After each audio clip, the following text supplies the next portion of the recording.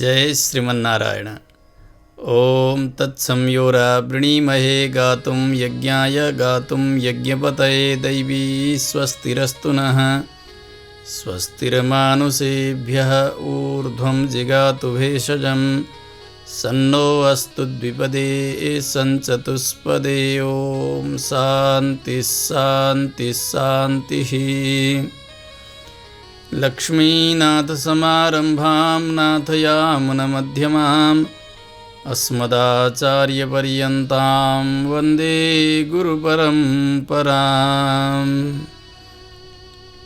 मौद्गल्यवंशं सुलभं सुशीलं रामानुजार्यस्य मताश्रयन्तं श्रीमत्सुखाचार्यकृपैकभाजम् श्रीदेवकीनन्दनवरेयमीडे चिदचित्परतत्त्वानां तत्त्वयाथार्थ्यवेदिने रामानुजाय मुनये नमो मम गरीयसे। सच्चिदानन्दरूपाय विश्वोत्पत्त्यादिहेतवे तापत्रयविनाशाय श्रीकृष्णाय वयं नुमः। यस्वानुभावमखिलश्रुतिसारमेकम् अध्यात्मदीपमतितितीर्षतां तमोन्धं संसारिणां करुणयाः पुराणगुह्यं तं व्याससूनुमुपयामि गुरुं मुनीनां। नारायणं नमस्कृत्य नरं चैव नरोत्तमं देवीं सरस्वतीं व्यासं ततो जयमुदीरयेत्। कृष्णाय वासुदेवाय हरये परमात्मने प्रणतक्लेशनाशाय गोविन्दाय नमो नमः। अखिल हेय प्रत्यनीक कल्याणैकदान श्वेतर समस्त वस्तु विलक्षण अनंत ज्ञानानंदैक स्वरूप परात्पर परब्रह्म परमेश्वर भगवान श्री बालकृष्ण को साक्षात वांग्मय स्वरूप श्रीमद्भागवत महापुराण,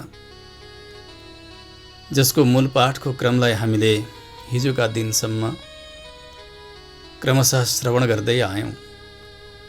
विद्यार्थीहरूका लागि, जिज्ञासुहरूका लागि अनि पारायण श्रवण गर्न चाहने भक्तहरूका लागि र अन्तिम अवस्थामा रहँदै गर्नुभएका त्यस्ता व्यक्तिहरूका लागि जसरी शास्त्रले भागवत श्रवण गर्दा गर्दै प्राण त्याग्नु भनेर आज्ञा गर्नुभएको छ, यी सबै प्रकारका भक्तहरूका लागि अत्यन्त उपयोगी, अति विस्तारै र सबैले उच्चारण गर्न सकिने गरिकन र साथसाथमा प्रत्येक श्लोकहरूलाई पनि टङ्कण गरेर हामीले हाम्रा प्रविधिका माध्यमबाट कम्प्युटरमा होस् अथवा टिभीको स्क्रिनमा होस्, मोबाइलमा नै किन नहोस्, साथसाथै पाठ गर्न सक्ने प्रकारले हामीले भागवतलाई श्रवण गरेर सम्पन्न गरिसकेका छौँ।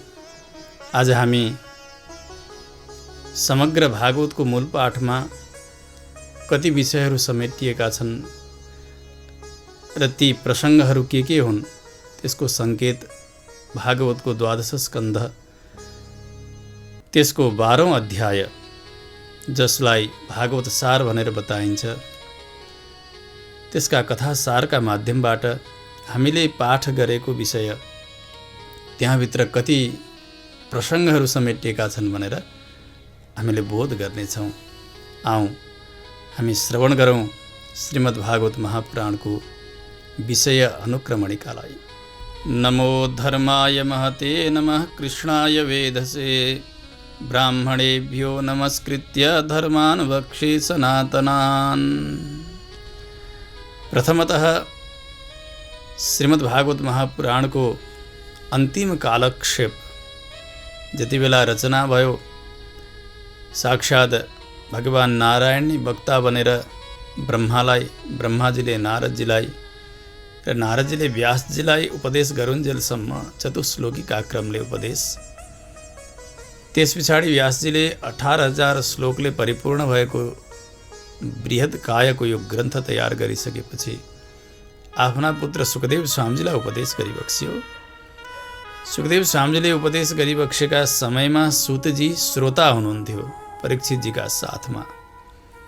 श्री सुतजी महाराजले अष्टभु वैकुण्ठ मध्ये एक परम पवित्र स्थान श्री नैमिषारण्य क्षेत्रमा सौनकादि 88,000 ऋषिहरूलाई श्रीमद् भागवत श्रवण गराउनुभयो।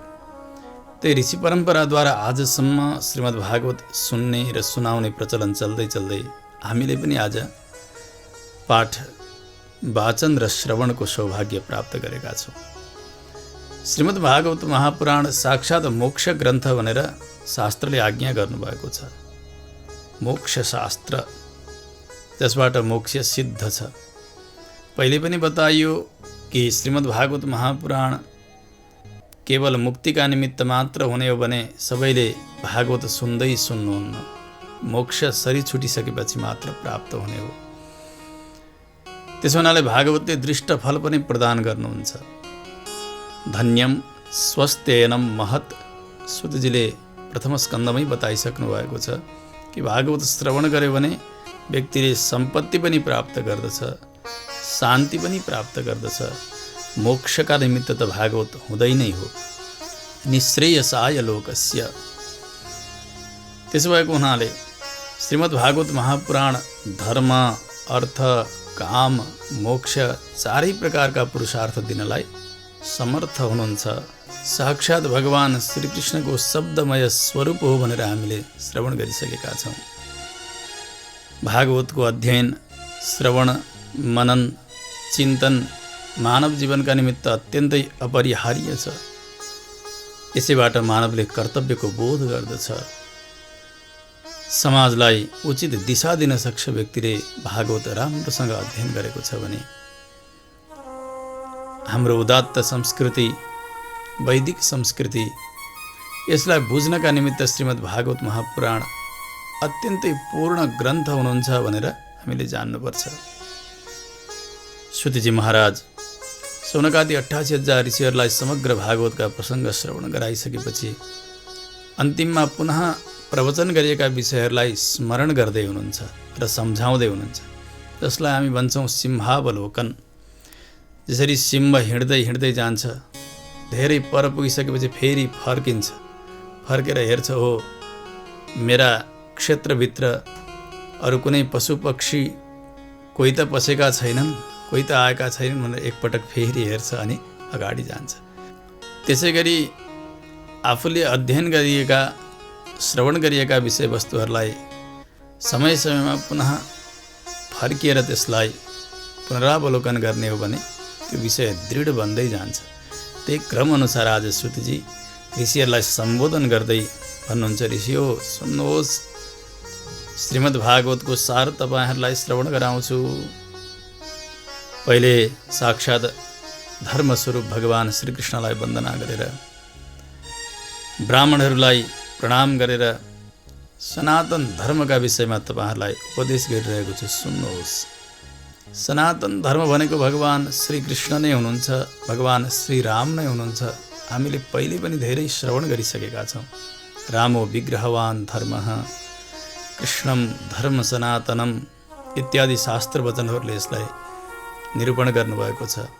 त्यस्ता प्रभुलाई वन्दना गरेर भन्नुभयो, ऋषि हो, यहाँ भगवानको अद्भुत चरित्रको वर्णन गरिएको छ। विष्णोः चरितमद्भुतम, अत्यन्तै अद्भुत चरित्र। एक अवतारको मात्रै सङ्केत गरिएको भए त्यो पनि अद्भुतै हुन्थ्यो, तर यहाँ त विभिन्न अवतारहरू, भगवानका सुरता, वीरता, यसै गरी भगवानका सौशील्य, करुणा आदि गरेका तमाम कल्याण गुणहरूलाई वर्णन गरिएको छ आख्यानहरूका माध्यमबाट। त्यसो हुनाले अद्भुत चरित्रको वर्णन यहाँ सम्झनु पर्दछ। तपाईँहरूले सोध्नु भएको थियो, नराणाम पुरुषोचितम, व्यक्तिका निमित्त कल्याणकारी साधन के हुन सक्छ भनेर। त्यो मैले सम्झाइसकेको छु। श्रीमद् भागवत महापुराणमा यो वा त्यो वाहनाद्वारा प्रारम्भबाट अन्त्यसम्म भगवान सर्वेश्वर नारायणकै मात्र चर्चा गरिएको छ।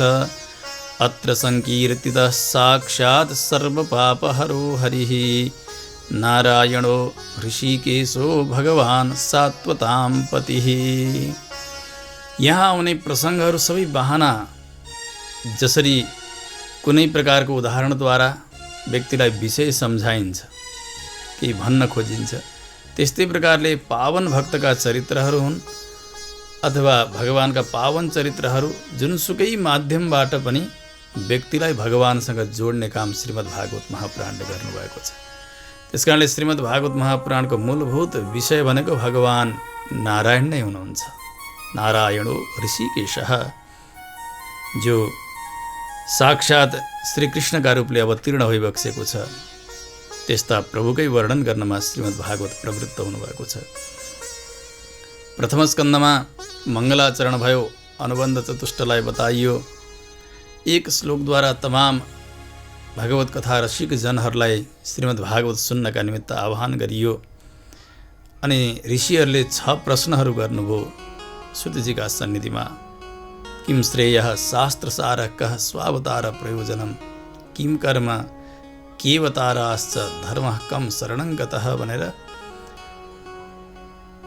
जीवात्माको अत्यन्तै कल्याणको साधन के हो, शास्त्रको सार के हो, त्यसैगरी भगवानले वसुदेव र देवकीलाई मातापिता बनाएर अवतार लिनुको रहस्य के छ, भगवानका कर्महरू के कस्ता बने, भगवानका अवतार कति छन्, अनि भगवानले यस धरालाई छोडेर श्री वैकुण्ठ प्रस्थान गरिसकेपछि धर्म कसका शरणमा गए। यी 6 जिज्ञासाहरू ऋषिहरूले गर्नुभयो प्रथम स्कन्धको पहिलो अध्यायमा। यसको समाधान दोस्रो अध्यायबाट श्री सुतजी महाराजले प्रारम्भ गर्नुभएको छ। आफ्ना आचार्य श्री सुखदेव स्वामीजीको वन्दना गरेर, भगवान सर्वेश्वरलाई वन्दना गरेर, वाणीकी अधिष्ठात्री देवी सरस्वतीको वन्दना गरेर, व्यासजीलाई पनि प्रणाम गरेर उपदेश प्रारम्भ गर्नुभयो, जहाँ ज्ञानको चर्चा गर्नुभएको छ, विज्ञानले सहित भक्तियोगको विशद चर्चा गर्नुभएको छ, वैराग्यको पनि वर्णन गर्नुभएको छ। यसमा प्रारम्भमै श्री सुखदेव स्वामीजीको अवतारका विषयमा मङ्गलाचरणकै क्रममा बताउनु भएको छ दोस्रो अध्यायमा। त्यस पछाडि महाभारतको युद्ध उपरान्त जब श्रीमद् भागवतका विषयमा आख्यानलाई प्रारम्भ गर्नुभयो, भगवानको सुरता वीरता प्रकाश गर्ने चरित्रहरू र भक्तमा उत्तम भक्त हुनुभएका श्री भीष्म पितामह, यसैगरी कुन्ती महारानी, यहाँहरूको पावन चरित्र र यहाँले गरेको अति सुन्दर स्तुति पनि यहाँ वर्णन गर्नुभयो। पहिले 8औं अध्यायमा कुन्ती महारानीले गर्नुभएको दिव्य स्तुति, 9औं अध्यायमा भीष्म पितामहले गर्नुभएको अति सुन्दर रहस्यले परिपूर्ण भएको स्तुति, त्यस पछाडि युधिष्ठिर महाराजको राज्य प्राप्तिको प्रसङ्ग, राज्याभिषेक, त्यस उपरान्त राज्यमा भएको मङ्गलको वर्णन र साथसाथमा विदुरजीको तीर्थयात्रा सकिएर पुनः हस्तिनापुरको आगमन, यता परीक्षितजीको जन्मको प्रसङ्ग, उहाँलाई ऋषिकुमारबाट शाप मिल्नु, तत्काल विरक्त भएर गङ्गाजीका तटमा, जसलाई सुकताल नाम गरेको क्षेत्र बताइन्छ, वहाँ गएर अनसन गरेर बस्नु, ऋषिहरूको सवारी त्यहाँ।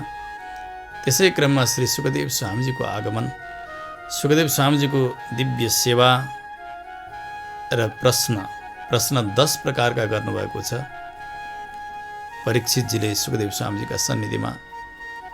ती 10 प्रश्न निवेदन गर्नुसम्मका पावन प्रसङ्गहरू प्रथम स्कन्धमा बताइए।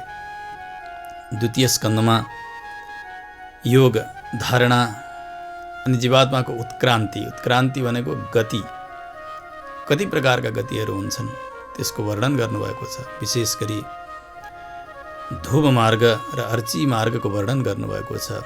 त्यस पछाडि अन्यान्य देवताको उपासना र फलका विषयमा बताउनुभयो। सुखदेव स्वामीजीले भगवानको मङ्गलाचरणभन्दा पहिले नै परीक्षितजीको छटपटीलाई देखेर सुखदेव स्वामीजीले खडवाङ्ग महाराजको दृष्टान्तसहित उपदेश गर्नुभयो।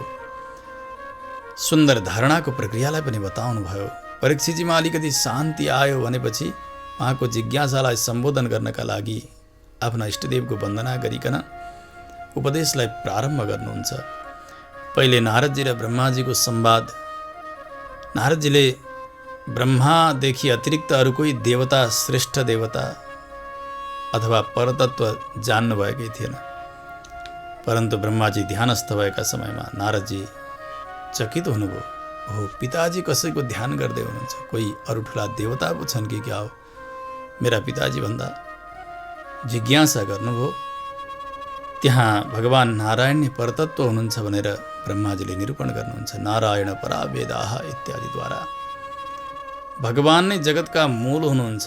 जो परतत्व हो ऊ नै जगतको कारण हुन्छ। शास्त्रले यही बताउनुहुन्छ कि कारणन्तु ध्येयः, जो कारण हो ऊ नै ध्येय हुन्छ अथवा ध्यान गर्न योग्य हुन्छ, ऊ नै परतत्व हुन्छ। यसलाई अत्यन्तै सुन्दर सृष्टिका प्रक्रियाद्वारा सम्झाउनुहुन्छ। भगवान नारायण नै सबैका मूल हुनुहुन्छ भनेर समष्टि सृष्टिको वर्णन गर्नुभयो। भगवानको विभूतिको वर्णन गर्नुभयो। अवतारहरूको चर्चा गर्नुभयो। सम्झाउँदै भन्नुभयो, बाबु नारद, त्यस्ता भगवानका आज्ञाले म भएँ, भगवान शङ्कर हुनुभयो, अरू प्रजापतिहरू भए, लोकपाल दिक्पाल सबै काम गर्दछौँ। हामी भगवानका कर्मचारी जस्ता हौँ। तिमीले प्राप्त गर्यौ नि आज मबाट जुन उपदेश, यसलाई तिमीले यसरी प्रचार गर्नु। यथा हरौ भगवती नृणाम भक्तिर्भविष्यति, भगवानमा प्रेम कसरी बन्दछ मनुष्यको, हो त्यसै गरी तिमीले यसको उपदेश गर्नु। भागवत सुनिसकेपछि भगवानमा प्रेम बन्नुपर्छ। जति हाम्रो प्रेम दृढ बन्दै जान्छ, हामीले श्रवण गरेको भागवत त्यति काम लाग्ने भएछ, हामीले त्यसरी सुन्न सकेछौँ भनेर जान्न पर्यो। ब्रह्माजीले यही नै आज्ञा दिनुभयो नारदजीलाई। नारदजीको शङ्का शान्त भयो। अगाडि सुखदेव स्वामीजीले राजर्षि परीक्षितजीलाई भगवान नारायणबाट ब्रह्माजीलाई मिलेको चतुश्लोकी भागवतको उपक्रमलाई पनि सुनाउनुहुन्छ, जहाँ परतत्वको सुन्दर निरूपण गरिएको छ। चित, अचित र ईश्वर। चित भनेको जीव तत्त्व, अचित भनेको प्रकृति तत्त्व, ईश्वर भनेको परमेश्वर भगवान, जसलाई चितचित विशिष्ट ब्रह्म भनेर बताइन्छ। तत्त्वत्रय भनेर पनि वेदले बताउनु भएको छ। यसको सुन्दर निरूपण गरिदिनु भयो चतुश्लोकी भागवतका माध्यमले। र अन्तिममा 10औं अध्यायमा पुराणका 10 लक्षणहरू बताउनु भयो, सर्ग विसर्ग आदि गरेका। यसरी द्वितीय स्कन्द सम्पन्न भयो। तृतीय स्कन्दको प्रारम्भमा विदुरजी र उद्धवजीको सुन्दर संवाद प्रारम्भ भएको छ। श्री वृन्दावनमा भेट हुनुहुन्छ दुई महाभागवतहरू। विदुरजी तीर्थयात्रा गरेर आउँदै हुनुहुन्छ। महाभारतको युद्ध हुने भयो, बन्धुहरू मरेको किन हेर्ने, कसरी हेर्ने भनेर दुर्योधनको अपमान पनि कारण बनेको छ। र बन्धु मरेको हेर्न ठिक हुन्न भनेर अवधूत वेशद्वारा तीर्थयात्राका लागि निस्कनु भएको थियो। महाभारतको युद्ध अगाडि नै आइपुग्नुभयो श्री वृन्दावन धाममा, यमुनाजीका तटमा। यता उद्धवजी प्रवास क्षेत्रमा भगवानले अन्तिम उपदेश गरेर जाऊ तिमी बदरीका आश्रम भनेर आफ्ना चरणपादुका दिएर उद्धवजीलाई पठाइसक्नु भएको छ। उद्धवजी भगवत विरहले व्याकुल बनेर आउनु भएको छ। संवाद भयो, भगवत चर्चा गर्नुभयो, रुनुभयो, समाधि लाग्यो उद्धवजीलाई। विदुरजीका जिज्ञासा अनुसार भगवानका अवतारदेखि समग्र लीलाहरू सुनाउनुभयो। यदुकुल संहार, भगवानको प्रयाण सबै सुनाउनुभयो उद्धवजीले। र भन्नु विदुरजी, अन्तिम उपदेश भगवानले जस बेला गर्नुभयो त्यस बेला तपाईँको पनि याद गर्नुभएको थियो। मेरा भक्त विदुर कहाँ होलान्?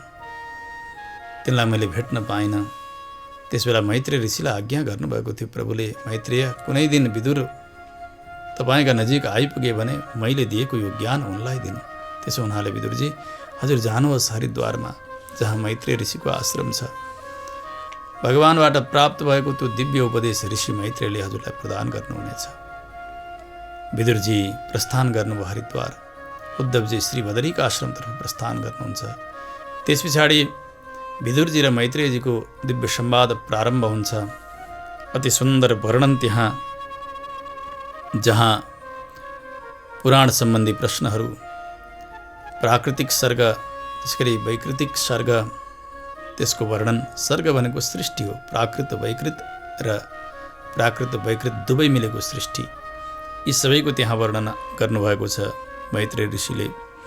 ब्रह्माण्डको उत्पत्ति, विराट पुरुषको उत्पत्ति, कालको स्थूल सूक्ष्म गतिको वर्णन, त्यसैगरी भगवानका नाभि कमलबाट ब्रह्माजीको सृष्टिको वर्णन। यतातिर रसातलमा डुबिएकी पृथ्वीको उद्धारका निमित्त चिन्ता। त्यस समयमा भगवान श्री वराहका रूपले ब्रह्माजीका नासा छिद्रबाट प्रकट हुनु, रसातलबाट पृथ्वीको उद्धार गरेर हिरण्याक्षलाई संहार गरेर भगवानले योग्य स्थानमा पृथ्वीलाई राख्नु। यतातिर सृष्टि क्रम बढेर गएको छ। ब्रह्माजीको शरीरबाट एक जोडा प्रकट भएका छन्। 10 प्रजापतिहरूको सृष्टि त भयो, पहिले नै सनकादिहरूको सृष्टि गर्नुभएको छ। भगवान शङ्करको सृष्टि भएको छ, तर पनि सन्तोषजनक सृष्टि बढेन।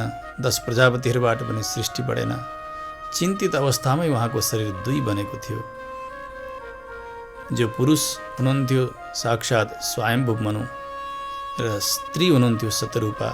स्वयम्भू मनु र शतरूपाबाट मैथुन धर्मद्वारा 5 सन्ततिहरू भए। प्रियव्रत र उत्तानपाद 2 पुत्रहरू हुनुभयो। आकुति, देवहुति र प्रसूति 3 छोरीहरू हुनुभयो। उहाँहरूकै सन्ततिको वर्णन अगाडि बढेर गएको छ। क्रम बढ्दै गयो। यता स्वयम्भू मनुकी छोरी देवहुति कर्दम प्रजापतिका साथमा विवाह बन्धनमा बाँधिनुहुन्छ। उहाँबाट साक्षात् भगवान नारायण नै कपिलका रूपले अवतीर्ण हुनुभयो र दिव्य 9 कन्याहरू प्रकट हुन्छन्। 9 प्रजापतिहरूका साथमा उनीहरूको विवाह सम्पन्न हुन्छ। साक्षात् आदि नारायण नै कपिल रूपले अवतार ग्रहण गरेर पिताजीलाई सन्यास आश्रममा आज्ञा प्रदान गर्नुहुन्छ। कर्दम ऋषि जानुभयो तपस्याका लागि। यता माता देवहुतिलाई भने अति सुन्दर साङ्ख्यको वर्णन गर्नुभयो। देवहुत्याश्च संवाद कपिलेन च धीमता।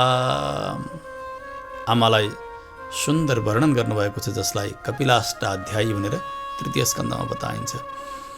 यसरी 3य स्कन्ध सम्पन्न भयो। 4थ स्कन्ध प्रारम्भ हुन्छ। मैत्रेय ऋषि विदुरजीलाई सम्झाइरहनु भएको छ। स्वयम्भू मनुका अरू कन्याहरूको सन्ततिको वर्णन गर्दै, जहाँ आकुति रुचि नाम गरेका प्रजापतिलाई प्रदान गर्नुभएको थियो। पुत्रिका धर्म भन्ने एउटा धर्मका शर्तमा छोरीबाट जन्मिएको पहिलो सन्तान फेरि छोरीका पिताले नै लिएर आउने। भगवान साक्षात् यज्ञका रूपले अवतार ग्रहण गर्नुभयो। मनुले लिएर आउनुहुन्छ भगवानलाई।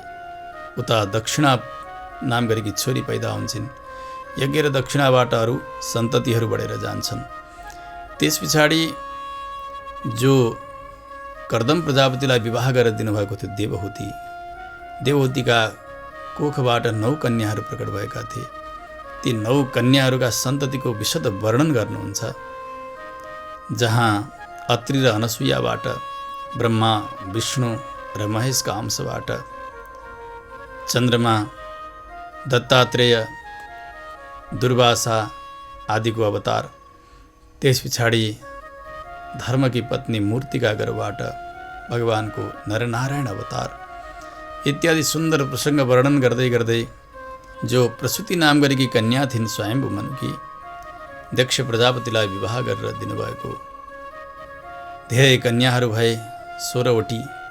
सबैलाई यथोचित विवाह दान गर्नुभएको छ। एक छोरी सती नाम गरेकी दक्ष प्रजापतिकी भगवान शङ्करका साथ विवाह भयो। भगवान शङ्करको अपमान गरे दक्ष प्रजापति अत्यन्तै अभिमानी थिए। सतीले देह त्याग गरिदिनुहुन्छ। दक्ष यज्ञ विध्वंस भयो। दक्ष प्रजापतिको शिर काटेर अग्निकुण्डमा हवन गरिदिएका छन्। भगवान शङ्करका कृपाले बोकाको टाउको मिलेको छ उनलाई। उनले सुन्दर स्तुति गर्छन्। वैष्णवेष्टि नाम गरेको यज्ञ प्रारम्भ भयो। भगवान नारायण यज्ञकुण्डबाट प्रकट भइबक्सन्छ। तमाम देवी देवता ऋषि यसै गरी ऋत्विज सबैले नै भगवानको स्तवन गर्दछन्। ब्रह्मा शङ्कर आदि गरेका देवताहरूले पनि स्तुति गर्नुभयो। भगवानले सबैलाई कृपा गरिबक्सन्छ। त्यस पछाडि ध्रुवजीको चरित्र प्रारम्भ हुन्छ। ध्रुवजी राजा उत्तानपादका पुत्र हुनुहुन्छ। महाराज उत्तानपादका दुई रानीहरू सुनीति र सुरुचि। सुनीतिबाट ध्रुवजीको जन्म भयो, सुरुचिबाट उत्तमको जन्म हुन्छ। ध्रुवजी अत्यन्तै दृढ हुनुहुन्थ्यो, ज्ञानी हुनुहुन्थ्यो। सौतेनी आमाका बागबाण सहन गर्न नसकेर उहाँ 5 वर्षका अवस्थामा वनवासी हुनुभयो। नारदजीबाट दिव्य उपदेश प्राप्त गर्नुभएको छ। कठोर तपस्या प्रारम्भ गर्नुभयो। केवल 5 महिनामा भगवानलाई प्राप्त गर्नुहुन्छ। भगवानबाट दिव्य वरदान प्राप्त गरेर ध्रुवजीको आगमन हुन्छ। यता राजाले ध्रुवजीलाई राज्याभिषेक गर्नुभयो। आफ्नो भाइ उत्तम युद्धका समयमा यक्षहरूले मारिदिए उसलाई भन्ने सुनिसकेपछि ध्रुवजी यक्षनगरीमा चढाइ गर्नुहुन्छ। निर्दोष यक्षहरूलाई मार्नुभयो। त्यस समयमा महाराज मनु आएर सम्झाउनुहुन्छ, ऋषिहरूले पनि सम्झाउनुभयो। त्यस पछाडि यज्ञ विश्राम गर्नुभयो। आफ्ना पुत्रको वियोग सहन गर्न नसकेर ध्रुवजीकी सौतेनी आमा सुरुचि उनले देह त्याग गर्दछिन्। 36,000 वर्षसम्म यस धराको एक क्षत्र शासन गर्नुभयो ध्रुवजीले। अन्तिममा पुत्रलाई राज्यभार सम्पन्न गरेर बदरीका आश्रम गएर दिव्य अनुष्ठान प्रारम्भ गर्नुभएको छ। भगवानका पार्षदहरू आउनुभयो विमान लिएर। मृत्युका शिरमा टेकेर ध्रुवजी त्यस विमानमा चढेर ध्रुवलोकतर्फ प्रस्थान गर्नुहुन्छ। आमाको पनि अगाडि सवारी देखेर गदगद हुनुहुन्छ। त्यस पछाडि चतुर्थ स्कन्धमा पृथु महाराजको पावन चरित्र प्रारम्भ हुन्छ। पृथु महाराज आउनका निमित्त महाराज अङ्ग नाम गरेका धर्मात्मा र उहाँको अत्यन्तै दुष्ट पुत्र वेन नाम गरेको, जसलाई ऋषिहरूले हुङ्कार गरेर मारिदिनुभयो। उसको शरीर मन्थन गर्दाखेरि एउटा निषाद उत्पत्ति भयो। फेरि शरीरका माथिका अङ्गहरू हातलाई मन्थन गर्दा साक्षात् भगवान र लक्ष्मीजी नै अंश रूपले पृथु र अर्चिका रूपले अवतीर्ण हुनुभयो। उहाँको पावन चरित्रलाई यहाँ वर्णन गर्नुहुन्छ।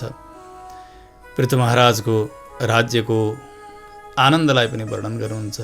उहाँहरूले दिनुभएको धर्मको शिक्षा, उहाँले प्राप्त गर्नुभएको सनकादिहरूबाट दिव्य भागवत धर्मको उपदेश, सबै प्रसङ्गहरू श्रवण गराउँदै गराउँदै अगाडि गएर प्रचेताहरूको पावन चरित्र, जहाँ प्राचीन वर्षी पिताका रूपले हुनुहुन्थ्यो यसै वंशमा, उहाँका 10 पुत्रहरू जसलाई प्रचेतागण भनेर बताइन्छ। तपस्याका निमित्त नारायण सरतिर जान्छन् उनीहरू। भगवान शङ्करले कृपा गर्नुहुन्छ, दिव्य रुद्र गीतको उपदेश दिनुहुन्छ, भगवानको आराधना विधिलाई बताइदिनुहुन्छ। उनीहरू 10,000 वर्षसम्म तपस्या गर्दछन्। यतातिर नारदजीले आएर कर्मकाण्डमा रत भएका, हिंसात्मक यज्ञ गरेर भुलिरहेका यस्ता प्राचीन बर्हीलाई पुरञ्जनोपाख्यानद्वारा पुनः हिंसाबाट छुटाउनुहुन्छ। भगवानको शरणागति गराएर उहाँको आत्मोद्धारको बाटो खोलिदिनुहुन्छ नारदजीले।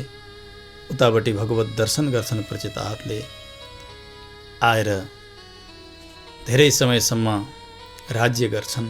अन्तिममा पुत्रलाई छोडेर पुनः गएर उहीँ तपस्या गर्छन्। नारदजीले दिव्य दर्शन दिनुहुन्छ। नारदजीको उपदेश अनुसारले आफ्नो आत्मकल्याणको बाटोलाई रोजेका हुन्छन्। अन्तिममा उनीहरू सबैको भगवत धाम प्राप्ति हुन्छ। यहाँसम्मका पावन प्रसङ्गहरू मैत्रेय ऋषिले विदुरजीलाई सुनाउनुभयो र साथसाथमा चतुर्थ स्कन्द पनि पूर्ण भयो। पञ्चम स्कन्द प्रारम्भ हुन्छ स्वयम्भू मनुका अर्का पुत्र प्रियव्रतजीको चरित्रबाट। पहिले गृहस्थाश्रममा प्रवेश गर्नुभएको थिएन। ब्रह्माजीका आज्ञाले प्रवेश गर्नुभयो। उहाँका पुत्र हुनुभयो अग्निध्र, अग्निध्रका पुत्र हुनुभयो नाभि, नाभिका पुत्र हुनुभयो ऋषभदेव। साक्षात् भगवान नारायणकै अंशावतार हुनुहुन्थ्यो ऋषभदेव।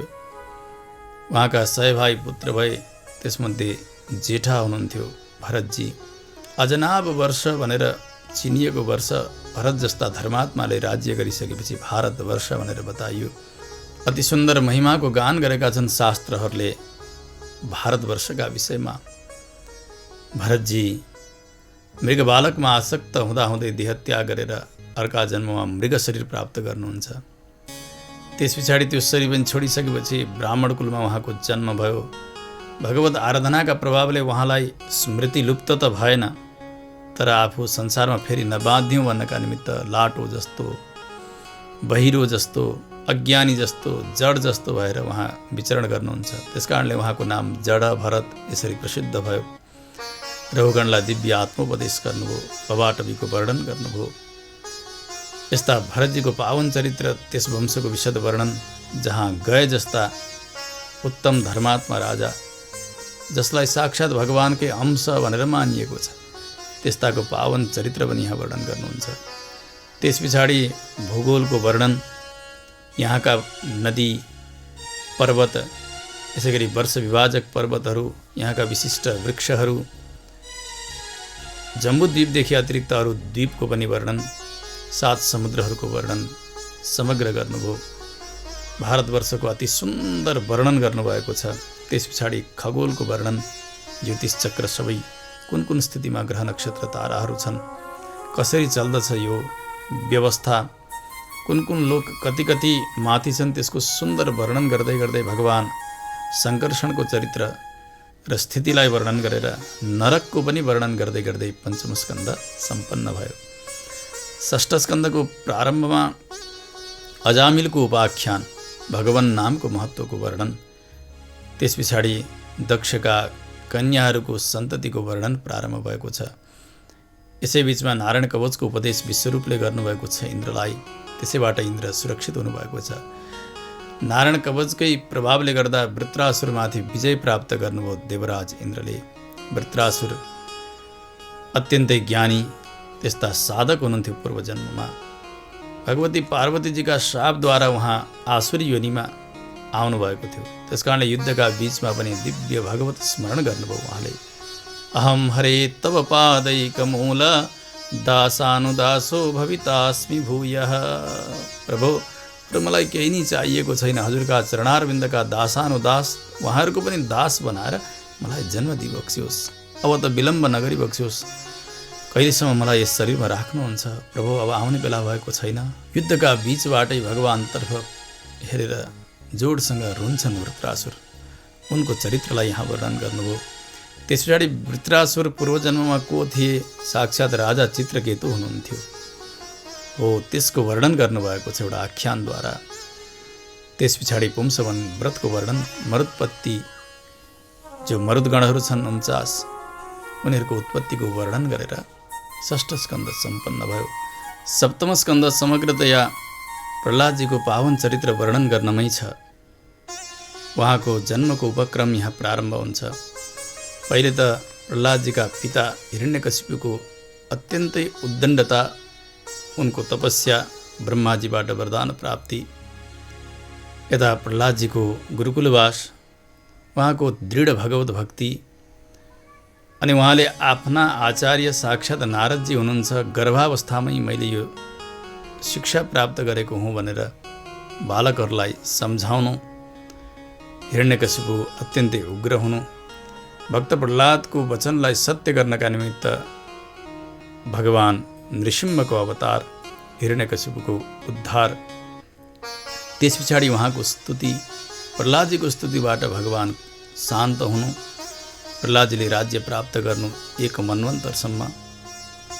त्यसै गरी अगाडि गएर नारदजी र युधिष्ठिर महाराजको दिव्य संवाद, जहाँ वर्णाश्रम धर्मको पावन प्रसङ्ग, यी वर्णन गर्दै गर्दै सप्तम स्कन्द सम्पन्न हुन्छन्। अष्टम स्कन्द मन्वन्तरको वर्णनमै समग्रतया प्रवृत्त भएको छ, जहाँ धेरै प्रकारका अवतार भए। एक मनुका समयमा भगवानको विशेष एक अवतार हुन्छ। मन्वन्तरानुकथनं गजेन्द्रस्य विमोक्षणम्। मन्वन्तर स्वयम्भू मनुका समयमा भगवानको यज्ञ अवतार। यसै क्रमबाट अगाडि गएर भगवानको श्री हरि अवतार, जस बेला ग्राहका मुखमा परेका गजेन्द्रको रक्षा भगवानले गर्नुभयो, ग्राहको पनि उद्धार गर्नुभयो। त्यस पछाडि अमृत मथनको पावन प्रसङ्ग चल्दछ। त्यसैमा भगवानका धेरै अवतार भए। अजित अवतार, कुर्मा अवतार, त्यसै गरी धन्वन्तरी अवतार, मोहिनी अवतार, यी सबै समुद्र मन्थनका उपक्रममा भगवानले लिइबक्सेको हो। जसरी तसरी आफ्ना शरणमा आएका भक्तहरूको रक्षा भगवानले गर्नुभयो। अमृत देवताहरूका लागि मिल्यो। असुरहरूलाई अमृत दिनु भएन, भगवान् वैकुण्ठ जानुभयो। त्यस पछाडि देवासुर सङ्ग्राम प्रारम्भ भयो। अमृत पान गरेका हुनाले देवताहरू दृढ भएका थिए। उनीहरूले तमाम असुरहरूलाई समाप्त पारे। बलि पनि मरिसकेका थिए। मरिसकेका बलिलाई शुक्राचार्यले मृत सञ्जीवनी नाम गरेका विद्याद्वारा जीवित गराउनुहुन्छ। त्यस पछाडि विश्वजित नाम गरेको यज्ञ सम्पन्न गराउनुभयो। त्यहाँबाट विचित्र दिव्य वस्तुहरू प्रकट हुन्छन्। दिव्य रथ, घोडा, कवच, शस्त्र अस्त्र त्यस्तै प्रकारले। त्यसका साथमा अमरावतीमा आक्रमण बलिले गर्नुभयो। देवताहरू लुक्छन्, भाग्छन्। देवताहरूकी माता अदितिलाई अत्यन्तै ठुलो पीडा हुन्छ। कश्यप ऋषिसँग गएर निवेदन गर्नुभयो। आफ्ना पुत्रहरूको पीडा देखेर कश्यप ऋषिले अदिति महारानीलाई सम्झाउनु पनि हुन्छ, देवी सबै प्रकारको फल प्रदान गर्ने भनेका केवल भगवान् नारायण हुनुहुन्छ। उहाँका हात 4 छन् नि, धर्म, अर्थ, काम, मोक्ष यी 4 प्रकारका पुरुषार्थ प्रदान गर्नका निमित्त हुन्। त्यसो हुनाले उहाँकै आराधना गर। पयोव्रत नाम गरेको व्रतको उपदेश गर्नुभयो कश्यपले। अदिति महारानीले केवल दूध मात्र पान गरेर भगवानको आराधना गर्नुभयो। भगवत दर्शन भयो, समय भयो। भगवान श्री वामनका रूपले अदिति महारानीका पुत्रका रूपमा अवतार ग्रहण गरिबक्सन्छ। भगवान जानुभयो बलिका यहाँ। 3 पाउ पृथ्वीका वाहनाद्वारा सारा पृथ्वी एकै पाउले नापिदिनुभयो। दोस्रो पाउ स्वर्गादि हुँदै हुँदै ब्रह्मलोकसम्म पुग्यो। ब्रह्माजीले चरण प्रक्षालन गर्नुहुन्छ। भगवान त्रिविक्रम बन्नुभएको छ, विश्वरूप बन्नुभएको छ। भक्त जाम्बवानले भगवानको यो वैभव र यो स्वरूपलाई देखेर ढोल पिटेर पृथ्वीको परिक्रमा लगाउनुहुन्छ। भगवानले तेस्रो पाउ बलिका शिरमा राखिदिनुभयो। विन्ध्यावली, प्रह्लाद, बलि सबैले स्तुति गर्नुहुन्छ। भगवानले आज्ञा दिनुभयो सुतल लोक जानका निमित्त। सारा दैत्यहरूलाई लिएर बलि सुतल लोकमा जान्छन्। भगवान सत्यका पक्षमा लागेका बलि उनको द्वारपाल बनेर अहिले पनि हातमा गदा लिएर सुतल लोकमा निवास गरिबक्सेको छ। यतातिर गुमेको ऐश्वर्य देवताहरूलाई फिर्ता दिनुभयो। यसरी पावन वामन चरित्र र अन्तिम अध्यायमा भगवानको मत्स्यावतार सम्बन्धी पावन प्रसङ्ग वर्णन गरेर 8औं स्कन्ध सम्पन्न हुन्छ। 9औं स्कन्ध महाराज सत्यव्रत, जसलाई वैवस्वत मनु भनिन्छ, उहाँका वंशको विशद वर्णन गर्नमा पूर्ण हुन्छ। पहिले महाराज मनुका 10 पुत्र इक्ष्वाकु, मृग, सरियाती, दिष्ट, दृष्ट, करुष आदि गरेका उनीहरूको चरित्र प्रारम्भ हुन्छ। त्योभन्दा पहिले सुद्युम्नको चरित्र हुन्छ। त्यस पछाडि 10 पुत्रहरू हुन्छन्।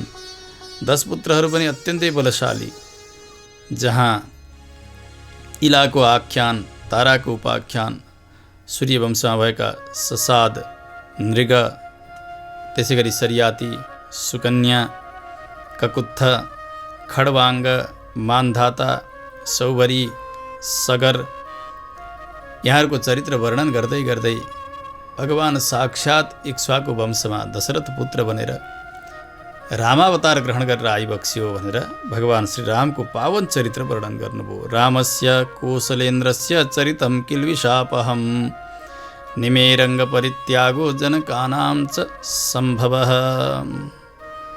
भगवानको चरित्र कस्तो छ भन्दा किल्बिषापहं, सबै प्रकारका पापहरूलाई नाश गर्ने त्यस्तो पावन श्रीराम चरित्र वर्णन गर्नुभयो। त्यसै गरी अगाडि गएर महाराज निमिको देहत्याग, जनक वंशको वर्णन, यसै गरी अगाडि गएर परशुरामजीको पावन चरित्र, जसले 21 पटक पृथ्वीमा घुमिकन दुष्ट क्षत्रियहरूको संहार गर्नुभयो। त्यसै गरी अगाडि गएर चन्द्रवंशी राजाहरू, जसमा ययाति हुनुभयो, नहुस हुनुभयो, दुष्यन्त पुत्र भरत हुनुभयो, सन्तनु हुनुभयो। ययातिका ज्येष्ठ पुत्र हुनुहुन्छ यदु। उहाँका विशद वर्णन सन्ततिहरूको र त्यही वर्णनका क्रममा अगाडि गएर वसुदेवजी हुनुभयो। वसुदेवजीकी पत्नी देवकीका गर्भबाट साक्षात् भगवान आदि नारायण नै श्रीकृष्णका रूपले अवतीर्ण भइबक्स्यो। यत्रावतीर्णो भगवान् कृष्णाख्यो जगदीश्वरः वसुदेव गृहे जन्म ततो वृद्धिश्च गोकुले। भगवानको कृष्णावतार, उहाँका बाल लीलाहरू, मथुरा लीला, द्वारका लीला र भगवानको स्वधाम गमनसम्मका पावन प्रसङ्गहरू संक्षेपमा 9औं स्कन्धमा वर्णन गरेर 9औं स्कन्ध पूर्ण भयो। 10औं स्कन्धको पूर्वार्धमा राजा परीक्षितजीले भगवानका चरित्रलाई संक्षेपमा सुनेर तृप्ति नभएको विज्ञापन गर्नुहुन्छ। प्रभु, जुन प्रभुले मलाई गर्भमै गएर रक्षा गरिबक्स्यो, त्यस्ता भगवान श्रीकृष्णको चरित्र यति संक्षेपमा सुनेर मलाई शान्ति छैन। विशद चर्चा गरिबक्स्योस्। सुखदेव स्वामीजीले भन्नुभयो, राजन, आज 5 दिनबाट तपाईँले जल पनि पिउनु भएको छैन, अन्न भोजन गर्नुभएको छैन। तपाईँका शरीरमा कष्ट भएको होला, भोजन गर्नुहोस्, जलपान गर्नुहोस्, त्यस पछाडि सुन्नुहोला। परीक्षितजीले भन्नुभयो, नैसाति दुस्सह क्षिण्वाम त्यक्तोदमपि बाधते पिबन्तं त्वन्मुखाम भोजच्युतं हरिकथामृतम। हजुरका श्रीमुखबाट निश्रित भगवानका कथारूपी अमृतलाई पान गरेर न मलाई भोक लागेको छ, न मलाई तिर्खा लागेको छ, म जति पनि सुन्न सक्छु। श्रोतामा यो दृढता देखिसकेपछि वक्ता श्री सुखदेव स्वामीले भगवानका पावन चरित्रहरूको उपक्रम गर्नुहुन्छ। पृथ्वी भाराक्रान्त बनेकी ब्रह्माजीका शरणमा पुग्छिन्। देवताहरूलाई, भगवान शङ्करलाई पनि लिएर क्षीरसागरमा गएर भगवान नारायणको स्तुति गर्नुहुन्छ। पुरुष सूक्तद्वारा आराधना गर्नुहुन्छ। ब्रह्माजीले आकाशवाणी सुन्नुभयो, वसुदेवका घरमा भगवानको अवतार हुन्छ भन्ने। सारा देवताहरूलाई आज्ञा दिनुहुन्छ, जाओ तिमीहरू पनि गएर ब्रजमा अब कोही गाई बन, बाछा बन, गोपी बन, वृक्ष बन, चराहरू बन, भगवानका लीलामा सहायता गर्नका निमित्त देवताहरू सबै अवतार ग्रहण गर्नुभएको छ। यता वसुदेवजीको विवाह भयो देवकीका साथमा। आकाशवाणी हुन्छ, कंसले मार्न खोजेको थियो, वसुदेवजीले सम्झाइ बुझाइ गर्नुभयो। त्यस पछाडि जति सन्तान जन्मिन्छन् ती सबै समर्पण गर्ने शर्त थियो वसुदेवजीको कंसलाई। 6 बालक जन्मिए, 6 बालकलाई समाप्त पार्यो कंसले पालै पालो। 7औं समयमा भगवानले शेषजीलाई आज्ञा गर्नुभयो, देवकी महारानीका गर्भमा आएर शेषजी बस्नुभएको छ। यता योगमायालाई आज्ञा दिनुभयो वैकुण्ठमा, तिमीले गएर देवकीका गर्भमा भएका शेषलाई खिचेर वसुदेवजीकी अर्की पत्नी रोहिणी, जो कंसका डरले गोकुलमा गएर बसेकी छन्, उनका कोखमा राखिदेऊ। तिमीले गएर नन्द यशोदाकी छोरी बनेर जन्म लिनु। म वसुदेव देवकीको पुत्र रूपले आउनेछु, अरू कार्यहरू सबै मैले सम्पन्न गर्नेछु। योगमायाले त्यही गर्नुभयो। बलरामजीको अवतार भए रोहिणीका गर्भबाट। भगवान देवकीका गर्भबाट प्रकट भइबक्सन्छ। केवल सङ्कल्प मात्र हो, हाम्रो जस्तो गर्भवास भगवानको होइन। दिव्य स्तुति गर्नुहुन्छ। सामान्य बालक बन्नुभएको छ पितामाताका प्रार्थनाले भगवान। त्यस पछाडि उसै रात्रिमा वसुदेवजीले टोकरीमा राखेर यमुनाजी पार तारेर नन्द भवनमा लगेर भगवानलाई छोडिदिनुहुन्छ। योगमायालाई लिएर आउनुहुन्छ। कंसले योगमायालाई पनि मार्न प्रयास गर्यो, ओडेर जानुहुन्छ। यता भगवान बढ्न थाल्नुभयो। अब भगवानका बाललीला प्रारम्भ भएका छन्। भगवानलाई दुःख दिन कंसले प्रारम्भ गरेको छ। पूतना सुपयः पानम सकटोच्चाटनम शिशोः। पूतनालाई पठायो, भगवान त्यसलाई पनि समाप्त पार्नुभयो। सकटासुरलाई समाप्त पार्नुभयो। तृणावर्तलाई सक्नुभयो भगवानले। पकासुर, वत्सासुर, धेनुकासुर, प्रलम्बासुर सबैलाई समाप्त पार्नुभयो भगवानले। अगासुर आदि गरेका क्रमशः सक्दै भगवानले दावाग्निबाट गोपहरूको रक्षा गर्नुहुन्छ। कालीय नागको दमन गर्नुभयो भगवानले। अजिङ्गरबाट पिता नन्दलाई छुटाउनुहुन्छ। यतातिर कात्यायनी देवीको व्रत गर्नुभयो गोपिनीहरूले। भगवान रक्षक हुनुहुन्छ, प्रसन्न हुनुहुन्छ। यज्ञपत्नीहरूमाथि पनि भगवानले कृपा गर्नुभएको छ। यसै प्रसङ्गमा वेणुगीत अत्यन्तै सुन्दर प्रसङ्ग। जति बेला भगवान श्रृङ्गारका साथ वनमा प्रवेश गरिबक्सन्थ्यो, भगवान नआउन्जेलसम्म वेणुगीत गाएर वेणुको त्यो भाग्यको सराहना गरेर गोपिनीहरू बस्नुहुन्थ्यो। त्यस पछाडि यज्ञपत्नीहरूमाथि कृपा भगवानले गर्नुभयो। गोवर्धन धारण गर्नुभयो। इन्द्रको त्यो अभिमानलाई समाप्त पार्नुभयो। भगवानको अभिषेक भयो सुरभि र इन्द्रका द्वारा। त्यस पछाडि भगवानले रास गरिबक्सन्छ। अत्यन्तै सुन्दर दिव्य भगवत अनुभव यी देवता स्वरूपमा रहेका यी गोपिनीहरूमाथि कृपा गरेर भगवानले राज सम्पन्न गर्नुभयो। त्यस पछाडि भगवानले शङ्खचूडलाई समाप्त पार्नुभयो, अरिष्टासुरलाई समाप्त पार्नुभयो, केसीलाई समाप्त पार्नुभयो। अक्रूरजीको आगमन भयो। बलराम र श्रीकृष्ण अक्रूरजीका साथ मथुरा जानुहुन्छ। यता ब्रजका सारा गोपिनीहरू भगवानको वियोगमा रोएर दिन बिताइरहनु भएको छ। जानुभयो मथुरालाई हेर्न प्रारम्भ गर्नुहुन्छ। भगवानले धनुष भङ्ग गर्नुहुन्छ। यसै गरी कुवलया पीडलाई समाप्त पार्नुभयो, माउतेहरूलाई पनि समाप्त पार्नुभयो। चाँडो र मुष्टिक आदि गरेका मल्लयोद्धाहरूलाई समाप्त पार्दै पार्दै भगवानले कंसको पनि उद्धार गरिबक्स्यो। त्यस पछाडि भगवानले पिता माता राजा उग्रसेन सबैलाई कारागारबाट छुटाउनु भएको छ। उपनयन संस्कार सम्पन्न भयो भगवानको। दाजुका साथ सान्दीपनी गुरुका यहाँ गएर केवल 64 दिनमा 64 कला विद्या भगवानले ग्रहण गरिबक्स्यो। केवल भगवानका लागि लीला मात्रै थियो यो। जगदीश्वरले के पढ्नु थियो र? गुरुजीको आज्ञा अनुसार मरेका गुरुपुत्रलाई जीवित गराएर गुरुदक्षिणा प्रदान गर्नुहुन्छ भगवानले। त्यस पछाडि आएर मथुरामा रहन लाग्नुभएको छ। उद्धवजीलाई ब्रजमा पठाउनुभयो। उद्धवजी ज्ञानी हुनुहुन्थ्यो, गोपिनीहरूका सङ्गतद्वारा भक्त बनेर आउनुभएको छ। यता कुब्जाका यहाँ अक्रूरजीका यहाँ पनि भगवान जानुभयो। अक्रूरजीलाई हस्तिनापुर पठाउनुहुन्छ। यहाँसम्मका पावन प्रसङ्गहरू दशमस्कन्धका पूर्वार्धमा बताइए।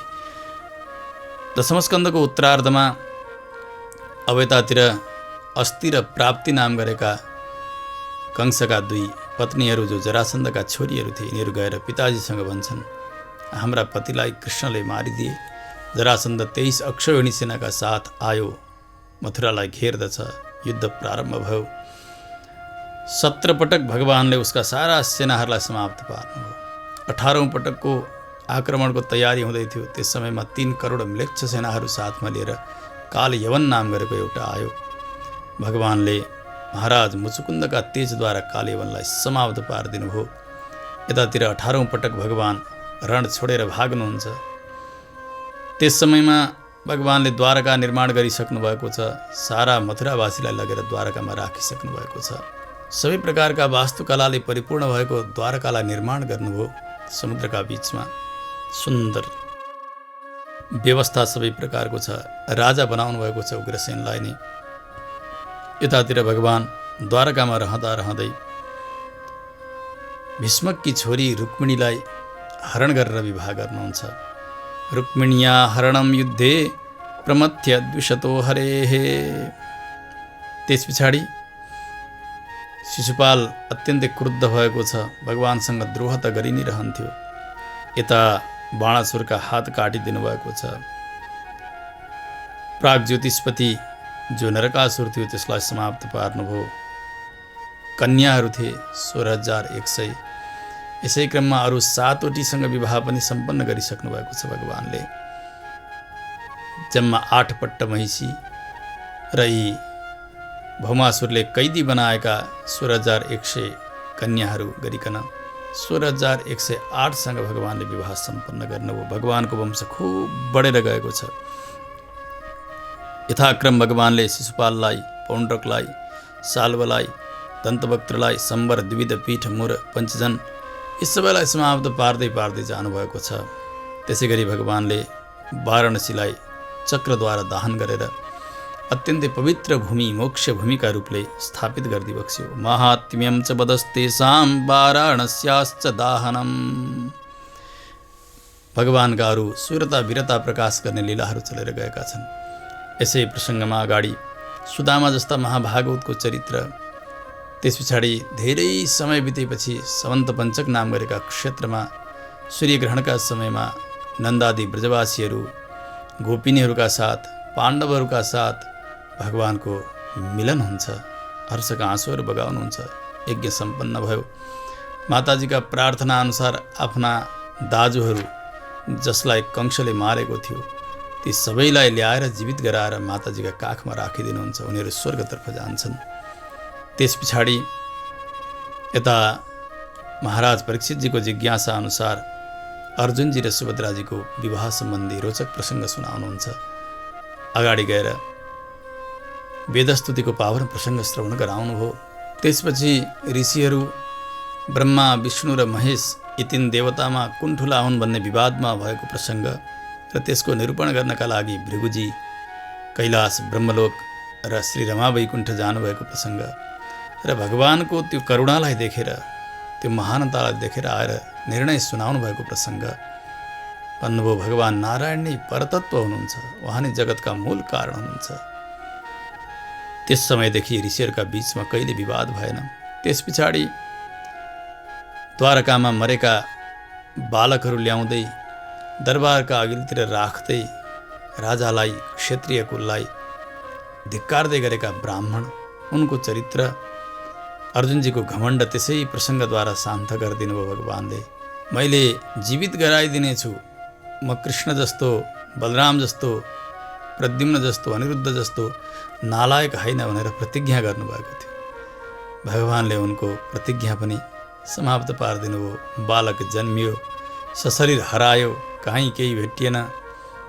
अग्निमा प्रवेश गर्न लागेका अर्जुनलाई च्याप्प समातेर लिएर जानुहुन्छ। भूमा पुरुषका यहाँ लगेर भगवानले अर्जुनको घमण्डलाई शान्त गर्नुभयो। मरेका ती ब्राह्मण बालकहरू ल्याएर दिनुहुन्छ। त्यस पछाडि द्वारकाको अत्यन्त सुन्दर वर्णन, त्यहाँको अत्यधिक यादवहरूको सङ्ख्याको वर्णन भगवानले विचार गरिबक्स्यो। सबैलाई त मैले समाप्त पारेँ, पृथ्वी भारदेखि मुक्त भएकी छिन्, तर आज मेरा सन्तानहरू नै उद्दण्ड हुँदै गइरहेका छन्, यदुवंशीहरू नै, यिनीहरूलाई कसरी समाप्त पार्ने होला भनेर भगवानले विचार गर्नुसम्मका पावन प्रसङ्गहरू। त्यसै क्रममा महिषी गीत जसलाई भनिन्छ, त्यसको सुन्दर श्रृङ्गार रसपूर्ण र भावपूर्ण वर्णन गरेर दशम स्कन्दको उत्तरार्ध पनि सम्पन्न भयो। एकादश स्कन्दमा प्रारम्भमा ब्राह्मणहरूबाट यदुवंशीहरूलाई परेको श्राप, त्यस पछाडि नारदजीको आगमन द्वारकामा, वसुदेवजीले भागवत धर्मका विषयमा जिज्ञासा गर्नु र नारदजीले महाराज निमिका यज्ञमा नवयोगेश्वरहरूको आगमन, कवि हरि अन्तरिक्ष आदि गरेका र त्यस समयमा राजा निमिले यही जिज्ञासा गर्नुभएको थियो भन्ने प्रसङ्ग जोडेर सुन्दर भागवत धर्मको वर्णन गर्नुभएको छ। 2 अध्यायबाट 5 अध्यायसम्म अति सुन्दर वर्णन। त्यस पछाडि 6औँ अध्यायमा देवताहरू आएर भगवानसँग प्रार्थना गर्नुभयो, प्रभु सबै कार्य हजुरले गरिबक्स्यो, अब हाम्रो काम केही बाँकी छैन। हजुरले यो मानव शरीर जस्ता विग्रहमा आएर पनि 125 वर्ष बिताइसक्नु भएको छ। अब हजुर जानुहोस्। सलोकान लोकपालान्न पाही वैकुण्ठ किङ्करान।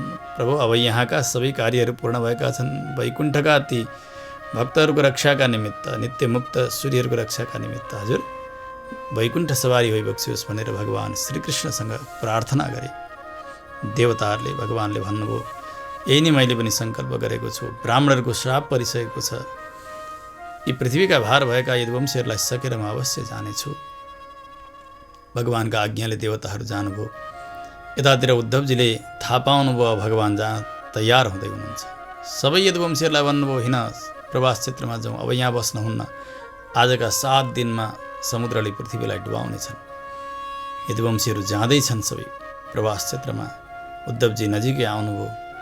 भगवान जान लागेको देखेर रुनुहुन्छ। भन्नुभयो, प्रभु हजुरको वियोगमा हामी बाँच्न सक्दैनौँ, त्यस कारणले स्वधाम नयमामपि मलाई पनि लिएर जानुहोस्। हजुरका प्रसादले बाँचेका हामी हजुरको वियोगमा कसरी प्राण धारण गर्न सक्छौँ। भगवानले सुन्दर वैराग्यको उपदेश दिनुभयो उद्धवजीलाई। दत्तात्रेय महामुनि र महाराज यदुको दिव्य संवाद, जहाँ दत्तात्रेयका 24 गुरुहरूको सुन्दर वर्णन छ। एक एक ती गुरुहरू दृष्टान्तका रूपले छन्। त्यसबाट दिव्य अध्यात्मलाई सम्झाइएको छ। वैराग्यको अभ्यास गर्ने प्रक्रिया सिकाइएको छ।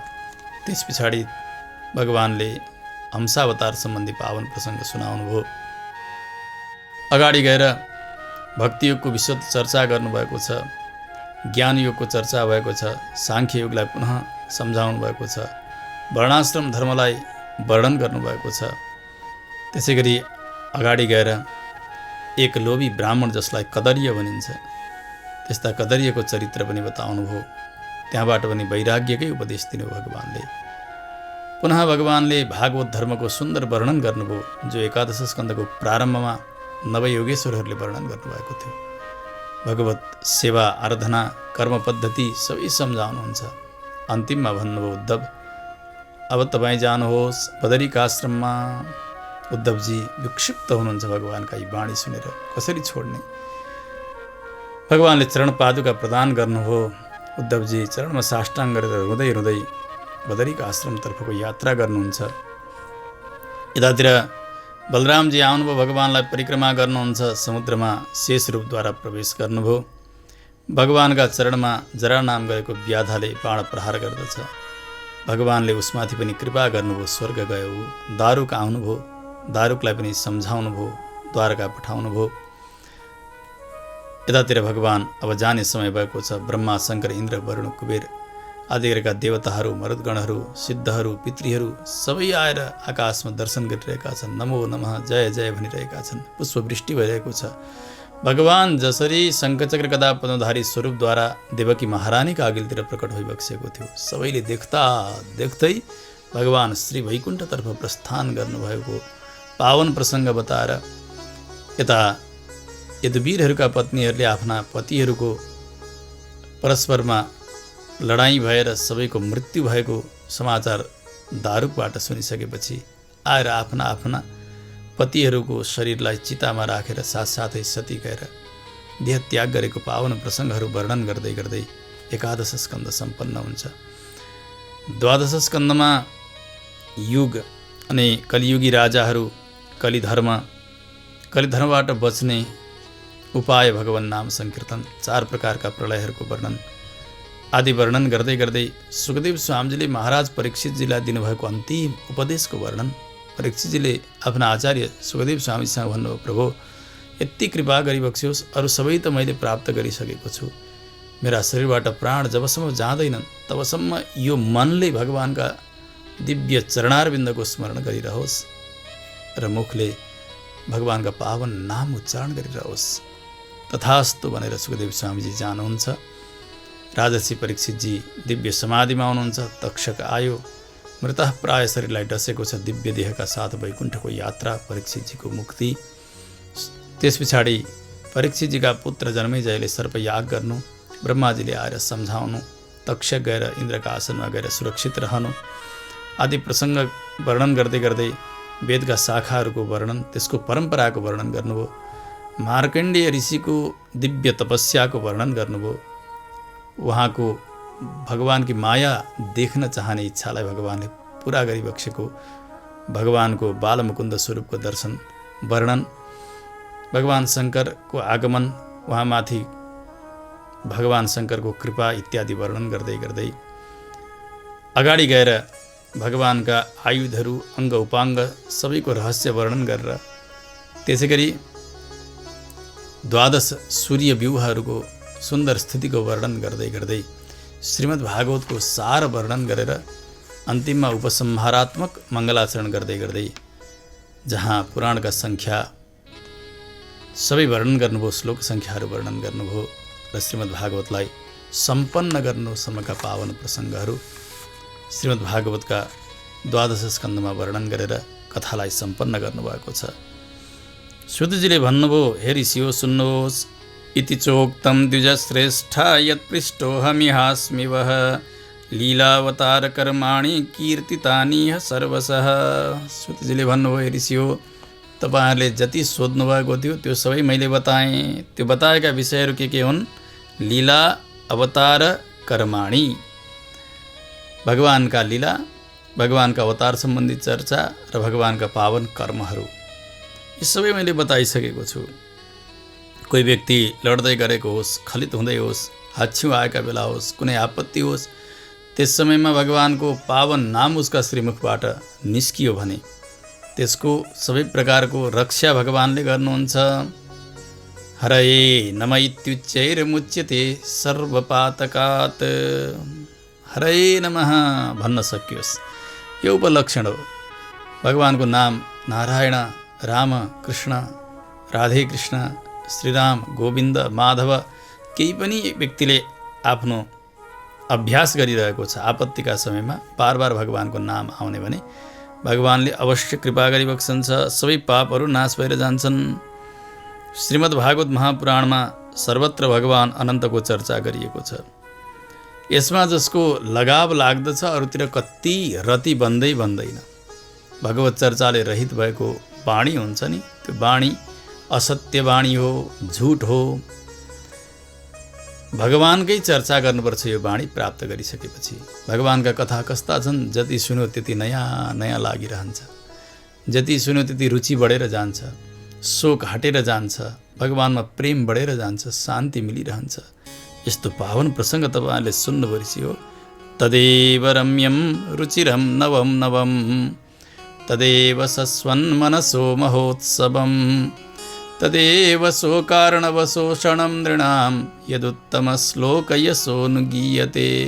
हामीले सुनेका समाचारहरू, पढेका इतिहासहरू अलि अगाडि गएर पुराना हुन्छन्, परन्तु भगवानका विषयमा लेखिएका बताइएका यी चरित्रहरू जति सुन्यो त्यति नयाँ लाग्दछ, जति भन्यो त्यति नयाँ लागिरहन्छ। यस्तो पावन प्रसङ्ग।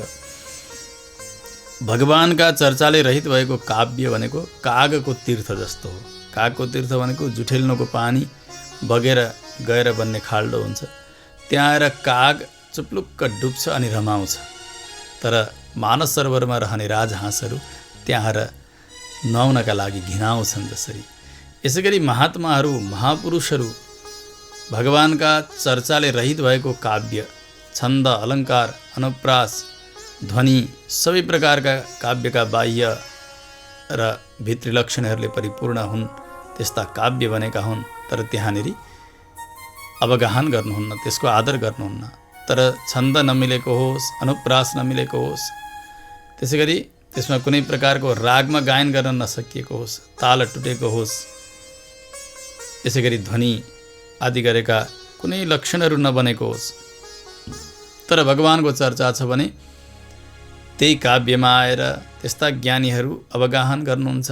त्यस कारणले भगवानको नाम, भगवानका गुणको चर्चा काव्यमा अवश्य पनि हुनुपर्छ। अत्यन्तै भगवानमा भाव बढाउने, सबै प्रकारका दोषहरूलाई नाश गरिदिने पावन चरित्र यो श्रवण गरिसकेपछि व्यक्तिको जीवनमा परिवर्तन अवश्य आउँछ। ऋषि हो भगवान श्रीधरका चरणारविन्दमा यदि अविस्मृति आओस्, निरन्तर भगवानका चरणको स्मरण हुन सकोस्, त्यसका सबै प्रकारका अमङ्गलहरू नाश हुन्छन्, जीवनमा मङ्गल अवश्य प्राप्त हुन्छ। श्रीमद् भागवत महापुराणले त्यही नै गरिदिनुहुन्छ। भगवानका चरणमा प्रेम बढाएर लगिदिनुहुन्छ। ऋषि हो सबै प्रकारको अन्तःकरणको शुद्धि भगवानका कृपाले हुन्छ। आज मैले बिर्सिसकेको त्यो आत्मतत्त्व, परमात्म तत्त्व, त्यसबेला मेरा आचार्य श्री सुखदेव स्वामीजीका श्रीमुखबाट, व्यासजीका श्रीमुखबाट पटक पटक श्रवण गरेको थिएँ। तर हजुरहरूले जिज्ञासा नगर्नुभएको भए त्यो विस्मृतितर्फ जान्थ्यो। हजुरहरूको जिज्ञासा अनुसार मैले आज त्यस तत्त्वलाई स्मरण गर्ने अवसर प्राप्त गरेँ। त्यसो भएको हुनाले तपाईँहरू धन्य हुनुहुन्छ। अहं च संस्मारित आत्मतत्त्वं श्रुतं पुरा मे परमर्षि वक्त्रात् प्रायोपवेशे नृपतेः परीक्षितः सदसृषीणां महतां च शृण्वताम्। जति बेला अनसन गरेर बस्नुभएको थियो महाराज परीक्षितजी गङ्गाजीका तटमा, त्यसबेला तमाम ऋषिहरूका सभामा मेरा आचार्य श्री सुखदेव स्वामीजीले जुन उपदेश गर्नुभएको थियो त्यही नै प्रसाद आज तपाईँहरूलाई मैले यो वितरण गरेँ। अति उत्तम आख्यान तपाईँहरूले सुन्नुभएको छ। भगवान वासुदेवको महिमा, सबै प्रकारका अशुभहरूलाई नाश गर्ने। यसलाई द्वादशीमा, एकादशीमा जसले श्रवण गर्छन् भने त्यस्ता व्यक्तिको आयु बढेर जान्छ। सदैव व्यक्तिले निष्ठाका साथ पाठ गर्छन् भने उनका महान पापहरू नाश भएर जान्छन्। तीर्थक्षेत्रमा गएर पाठ गरिएको होस्, चिन्तन गरिएको होस्, श्रवण गरिएको होस्, उसको अक्षय फल मिल्दछ। देवता मुनयः सिद्धाः पितरो मनवो नृपाः यच्छन्ति कामान् गृणतः शृण्वतो यस्य कीर्तनात्। भगवानको पावन गुणकीर्तन श्रीमद् भागवत श्रवण गर्ने हो भने देवता, मुनिहरू, सिद्धहरू, पितृहरू, मनुहरू, राजाहरू सबै प्रसन्न भएर यथोचित कामना प्रदान गर्दछन्, फल प्रदान गर्दछन्। त्यसो भएको हुनाले हेर्नु श्रीमद् भागवत महापुराण पितृहरूको मोक्षका निमित्त विशेष अनुष्ठान गरिन्छ। कतिले भन्नुहुन्छ पितृ पक्षमा अथवा कहिले भागवत सुन्न हुन्न भन्ने। यद्यपि सकाम कर्मका निमित्त, धनार्जनका निमित्त यस्ता प्रक्रियाद्वारा पितृपक्षमा भागवत सुन्न हुन्न ठिकै हो, कुनै कामना छ भने, परन्तु भगवत प्रेम बनोस् र पितृहरूमाथि पनि भगवानको दिव्य दृष्टि बनोस् भन्नका निमित्त जति पनि पितृपक्षमा भागवत गर्न मिल्छ। यही प्रमाणद्वारा गोकर्णोपाख्यानमा पनि बताइएको छ, श्राद्धे प्रयुक्तम पितृतृप्तिमावहेत नित्यम सुपाठाद अपुनर्भवम छ। पितृतृप्ति भनेकै भागवतको पाठद्वारा। गोकर्णोपाख्यान एउटा महात्म्य पाठ गर्दा त पितृहरूमा तृप्ति मिल्छ भने समग्र भागवत पाठ गर्दा मिल्दैन र? अवश्य मिल्छ। त्यसो भएको हुनाले पितृहरूको प्रसन्नताका निमित्त पितृपक्षमा भागवत श्रवण गर्ने, श्रवण गराउने यो प्रसङ्ग श्रीमद् भागवतले नै प्रामाणिक बताउनु भएको छ। तर अरू कुनै प्रकारको कामना गरेर, धनार्जनका निमित्त बहाना गरेर यस प्रकारले आयोजन भने त्यस समयमा गर्नुहुन्न। उचित मुहुर्त हेरेर नै गर्नुपर्दछ। भगवत प्रेमका निमित्त, भगवत भक्तिका निमित्त जति बेला पनि भागवत श्रवण गर्दा हुन्छ। यसको कोही पाबन्दी छैन। सबै प्रकारका फलहरूको पनि यहाँ वर्णन गर्नुभयो। ब्राह्मण, क्षत्रिय, वैश्य, शूद्र यिनीहरूले आफूले आफ्नो आफ्नो प्रकृतिको ऐश्वर्य प्राप्त गर्दछन् भागवत श्रवण गरेर, यो पनि बताउनुभयो। सबै प्रकारका कली मललाई नाश गर्नका निमित्त जो सक्षम भगवान हुनुहुन्छ उहाँको नै यहाँ गान गरिएको छ। हरिहि इतरत्र न गीयते ह्यवीक्षणम। अरू शास्त्रमा यसरी सुन्दर ढङ्गबाट भगवान मात्रै गाइनु भएको छैन, भगवानको मात्रै गान भएको छैन। परन्तु श्रीमद् भागवत महापुराण यस्तो महान ग्रन्थ जहाँ भगवानकै मात्रै प्रसङ्ग छ, जो जगतका सृष्टि स्थिति संहार कर्ता हुनुहुन्छ, ब्रह्मा शङ्कर आदि गरेका देवताहरूका उत्पादक हुनुहुन्छ, त्यस्ता प्रभु भगवान अच्युतलाई बार बार वन्दना गर्दछु। भगवानको वन्दना गर्नुभयो, ऋषि परम्पराको वन्दना गर्नुभयो र आफ्ना आचार्य श्री सुखदेवजीको वन्दना गर्नुभयो। श्री सुतजी महाराजले स्वसुख निवृत्त चेतास्तद्विदस्तान्य भावोप्यजित रुचिरलीला कृष्टसारस्तदीयं व्यतनुत कृपया यस्तत्त्वदीपं पुराणं तमखिल वृजिनघ्नं व्याससूनुं नतोऽस्मि। अखिल वृजिनघ्नं, सबै प्रकारका दोषहरूलाई, सबै प्रकारका अपराधहरूलाई, अशुभहरूलाई नाश गरिदिने व्यासजीका पुत्र मेरा आचार्य श्री सुखदेव स्वामीजीलाई म बार बार वन्दना गर्दछु, जसले आफ्ना अन्तर्यामी भगवान सर्वेश्वरलाई साक्षात्कार गरेर संसारको यो क्षणिक सुखलाई एक तृण समान मान्नुभएको छ र परमात्मा अनुभव नै सर्वोपरि पुरुषार्थ मान्नुभएको छ। सबै संसारबाट विरक्त बन्नुभएको छ, भगवानका लीलाको गान गर्नुभएको छ र त्यसै लीलाभित्र डुबेर तत्त्वदीपम पुराणम व्यतनुत कृपया, कृपा गरेर तत्त्वरूपी दीपक जलाइदिनु भयो श्रीमद् भागवत महापुराण रूपी। यस्ता मेरा आचार्य श्री सुखदेव स्वामीजीलाई म बार बार वन्दना गर्दछु भनेर सुखदेव स्वामीजीको पनि वन्दना गरेर सुतजीले अगाडि गएर भगवानको वन्दना अनि एक गुरु परम्पराको वन्दना गरेर आफ्ना वाणी भगवानका चरणमा समर्पण गर्नुहुन्छ।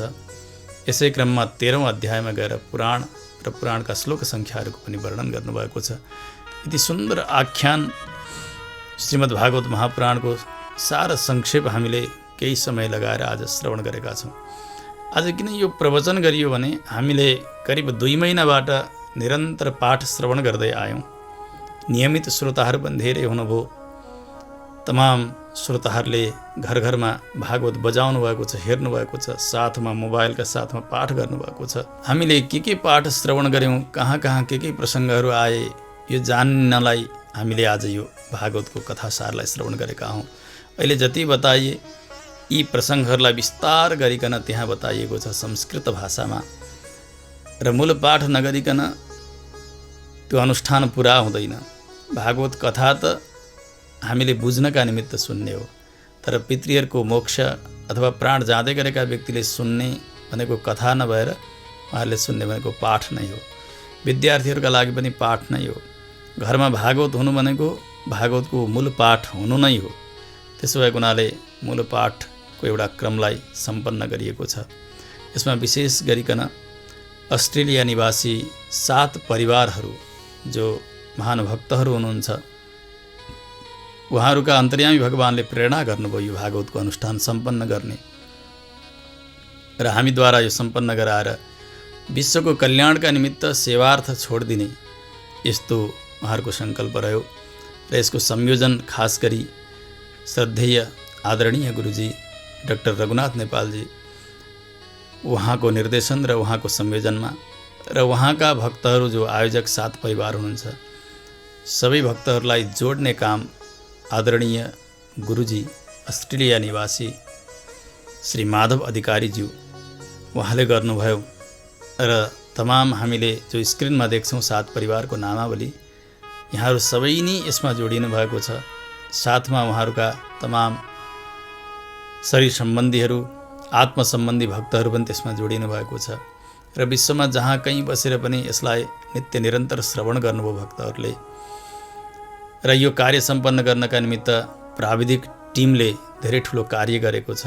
किनभने यदि समग्र ग्रन्थलाई हामीले गरेको पाठ अनुसार साथसाथमा ती अक्षरहरू पनि देखाउन अत्यन्तै चुनौतीपूर्ण कार्य थियो। भगवानकै कृपाले पूर्ण भयो। प्रायः कुनै प्रकारको विघ्न भएन, भगवानले नै सम्पन्न गर्नुभयो। त्यस हुनाले विशेष गरिकन आयोजक 7 परिवार उहाँहरूका समग्र पितृहरूको वैकुण्ठवास होस्, भगवानको कृपा होस्। यहाँहरूका परिवारमा यस्ता सत्कर्म गर्ने प्रेरणा भगवानले निरन्तर दिइबक्सियोस्। उत्तरोत्तर भगवत कैंकर्यमा वृद्धि होस्।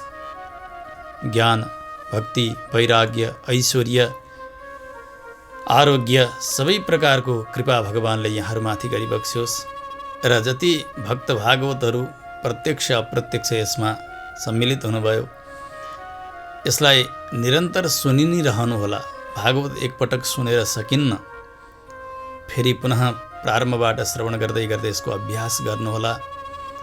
कोही प्राण जान लागेका आमा बाबा हुनुहुन्छ, त्यहाँ गुरुजीहरूको उपस्थिति हुन सकेन भने यसलाई मोबाइल खोलेर उहाँहरूका नजिकै बजाइदिनु होला, यसबाट पनि कल्याण हुन्छ। भागवत सुनेर र भागवतलाई नित्य अनुसन्धान गरेर घरलाई तीर्थ बनाऊ। यो कार्य सम्पन्न गर्ने गराउने साक्षात् भगवान सर्वेश्वर नै हुनुहुन्छ। त्यस्ता प्रभुका चरण कमलमा साष्टाङ्ग दण्डवत। मेरा शिक्षा आचार्य, दीक्षा आचार्य, सबै प्रकारका गुरुजीहरू, मान्यजन, पिता माता सबैका कृपाद्वारा नै आज यो सम्पन्न भएकोले सबैका श्रीचरणमा म बार बार वन्दना गर्दै गर्दै आफ्ना वाणीहरूलाई यहीँ विश्राम गर्दछु। र साथमा एउटा सूचना, यसमा हामीले जति भाग यहाँ स्थापन गरेका छौँ करिब एक दिनमा 1 घण्टाको प्रसङ्ग अनुसारले पारायण भएको छ। त्यसमा अब हामीले प्रत्येक भागमा विशेष कुन प्रसङ्ग पाठ गर्यौँ, विशेष प्रसङ्गहरू, यद्यपि अध्याय सङ्केत त हामीले गरिसकेका छौँ, तर त्यसका साथमा त्यो भागभित्र कुन प्रसङ्ग विशेष आयो त्यसको सङ्केत पनि क्रमशः हामीले प्रारम्भबाट अब थाहा पाउँदै जानेछौँ र हामीलाई जे चाहियो त्यही नै निकालेर बजाउन पनि सकिनेछ, पढ्न सकिनेछ। यो पनि निवेदन गर्दै गर्दै आफ्ना यी वाणीहरूलाई आचार्यका श्रीचरणमा समर्पण गर्दछु। जय श्रीमन्नारायण। श्रीमते रामानुजाय नमः। अस्मद्सद्गुरुचरणकमलेभ्यो नमः। अस्मद्मातृपितृचरणकमलेभ्यो नमः। लक्ष्मीनाथसमारम्भां नाथयामुनमध्यमाम् अस्मदाचार्यपर्यन्तां वन्दे गुरुपरम्पराम्। गुरुपादुदकं पानं गुरोरुच्छिष्टभोजनं गुरुमूर्तेः सदा ध्यानं गुरोर्नाम्ना सदा जपः। श्रीलक्ष्मीशठारिनाथ यतिराट् गोविन्दपादानुगम् नित्यं ध्यातराश्च तत्त्वविमलं मोक्षप्रदं सौष्ठवम्। श्रीयोगी कमलार्देशिकदया दीक्षादिशोभायुतम् नित्यं श्रेयोपमन्युगोत्रमनघं श्रीवासुदेवं भजे। तस्मै रामानुजार्याय नमः परमयोगिने यः श्रुतिस्मृतिसूत्राणाम् अन्तरज्वरमशीषमत्। देयं सदा परिभवग्नमभीष्टदोहम् तीर्थास्पदं शिवविरिञ्चिनुतं शरण्यम् प्रीत्यारतिहं प्रणतपालमवाब्धिपोतं वन्दे महापुरुषते चरणारविन्दं वन्दे महापुरुषते चरणारविन्दम् कृष्णं नारायणं वन्दे कृष्णं वन्दे व्रजप्रियं कृष्णं द्वैपायनं वन्दे कृष्णं वन्दे प्रीतासुतम् परम मंगलमय अकार करुणा वरुणालय अखिल कोटि ब्रह्मांड नायक सृष्टि स्थिति प्रलयकर्ता परात्पर परमेश्वर जगतकर्ता श्रीहरि श्रीमन्नारायण प्रभु अर्चावीर सालग्राम भगवानमा साष्टाङ्ग प्रणति गर्दै श्रद्धेय श्री आचार्य चरणहरूमा ढोक दण्डवत मान्यवर गुरुवरद्वय डाक्टर श्री रघुनाथ नेपालज्यू एवं आचार्य श्री रामानुज्यूका श्री चरण स्पर्श यथायोग्य नमन सम्पूर्ण भक्तभागतहरूमा जय जय श्रीमन्नारायण। एसिया महादेश अन्तर्गत लघु देश भुटानको दक्षिणी भेगमा परा पूर्वकालदेखि हाम्रा पुर्खाहरू भूमिपुत्रका रूपमा रहेर बसोबासो गरिरहेका थिए। सम्भवतः हामी छोरा छोरी नाति पनातिनीहरू पनि तत्स्थानमा जन्म भई गरिमामय राष्ट्रको प्रचलित नियम कानुनलाई सम्मानपूर्वक पालना गर्दै जीवनको पूर्वार्ध सोही भूभागमा व्यतीत गरिरहेको यथार्थता वा वास्तविकता आजसम्मको इतिहासले यथेष्ट बोलिरहेको छ। कालान्तरमा शासकीय सरकारले राष्ट्रसेवक भएर सदियौँदेखि बसोबासो गरिरहेका सोझा साझा नागरिकहरूलाई देशबाट निर्मम रूपमा लखेटी विस्थापित गराउन बाध्य गरायो। फलतः तपोभूमि वा ऋषि भूमि पूर्वी नेपालको भूभागमा नेपाली आमाको न्यानो काखमा 20औं वर्षपर्यन्त शरणार्थी जीवन बिताएर समय कटेको थाहै नपाई वर्तमानमा अस्ट्रेलिया महादेशको विभिन्न नगर उपनगर मेलबोर्न सिडनी एडिलेड उडुङ्गा आदि स्थानमा राष्ट्रियता हासिल गरेर राष्ट्रप्रेमी बन्दै 10-12 वर्षदेखि जसो तसो दिन बिताइरहेका छौँ। समादरणीय गुरुजी न्याय व्याकरण सर्वदर्शनाचार्य नेपाल संस्कृत विश्वविद्यालयका उपप्राध्यापक स्वर्ण पदक प्राप्त विशिष्ट विद्वद्वरेण्य डाक्टर श्री रघुनाथ नेपालज्यूको व्यवस्थापनमा निरन्तर शुभाशीर्वचन प्राप्त गर्दै उहाँकै छत्रछायामा रहेर पूजनीय गुरुजीको संयोजकत्वमा आफ्ना वैकुण्ठवासी पितृहरूबाट भरपूर आशीर्वचन प्राप्त गर्ने सदिच्छामा सात परिवार अधिकारी गुरागाई दाहाल कोइराला 2 आचार्य परिवार र थापा परिवार मिलेर श्रीमद्भागवत महापुराण मूल पाठ पारायण युट्युब मार्फत सम्बन्धित पितृहरूलाई श्रवण गराउने र मोक्ष प्राप्ति हेतु महान उद्देश्य राखेर हामी 7 परिवार मिली सर्वसम्मतिका आधारमा प्राप्त स्मरणीय परम श्रद्धेय आचार्य चरण 1008 अनन्त विभूषित सन्त शिरोमणि श्री वासुदेवाचार्य स्वामीज्यूका श्री चरणमा साष्टाङ्ग दण्डवत अर्पण गर्दै आफ्ना प्राप्त स्मरणीय परम वन्दनीय आचार्य एवं श्रद्धेय पूर्वाचार्यका श्री चरणमा साष्टाङ्ग प्रणति गर्दै पूजनीय सम्पूर्ण स्वामीजी महाराजहरूको शुभाशिष प्राप्त गरेर सुखपूर्वक हामी 7 परिवार प्रिय भूमि अस्ट्रेलिया महादेशमा जीवनयापन गरिरहेका छौँ। भाग्योदयेन बहुजन्म समर्जितेन भने झैँ दीन दयालु करुणाकर परमाधिपति श्रीहरिको असीम कृपाले श्रद्धेय विद्वद्वरेण्य वन्दनीय गुरुजी डाक्टर श्री रघुनाथ नेपालज्यूका सहोदर भाइ समादरणीय परम श्रद्धेय पूर्वी नेपाल विराटनगर निवासी सर्वदर्शन इतिहास पुराणाचार्य सम्मानित सरकारद्वारा स्वर्ण पदक प्राप्त सुप्रसिद्ध कथावाचक वाचन शिरोमणि आचार्य श्री रामानुज नेपालज्यूका मुखार बिन्दबाट अमृत रूपी श्रीमद् भागवत महापुराणका महान दिव्य वाणीहरू मूलपाठ पारायणको माध्यमद्वारा विभिन्न गोत्रीय सात परिवारका पितृहरूको मोक्ष प्राप्ति हेतु अध्यायको बीचमा भगवानका नाम संकीर्तन गुन्जायमान गराउनु हुँदै विस्तारपूर्वक महापुराणका अमृत वाणीहरू श्रवण गराउँदै हाम्रा सात परिवारका वैकुण्ठवासी पितृहरूको सायुज्य मुक्तिका लागि भागवतका दिव्य वाणीहरू वाचन गराइदिनुहुने सुयोग हामी सबैमा मिलेको छ।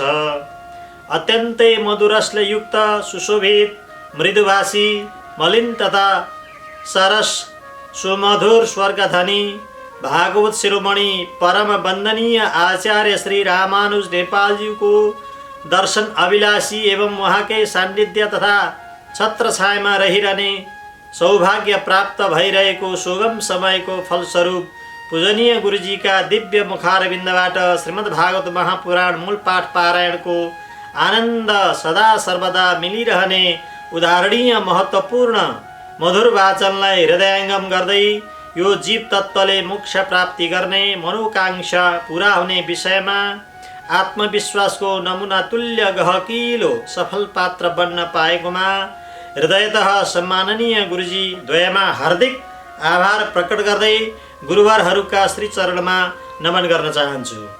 यस पुनित कार्यको थालनी गर्नमा श्रद्धेय गुरुदेवको प्रथमतः सुष्ठु सुझाव आएकोले मान्यवर गुरुजीको मनोभावनालाई सहर्ष स्वीकार गर्दै पवित्र कर्मले हामी सात परिवार लाभान्वित बनेका छौँ।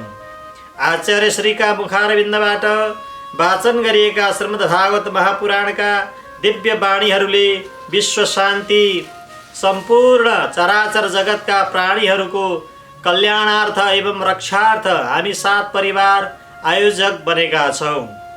समस्त श्रद्धालु भक्त सज्जन महानुभाव यहाँहरू सबै आबद्ध भई आफ्नो अमूल्य जीवनलाई चरितार्थ तुल्याउनु हुन हाम्रा लागि पनि हो भने मूल पाठ पारायणको रसलाई अवलम्बन गर्नुहुन हामी सात परिवार अपेक्षा राख्दछौँ।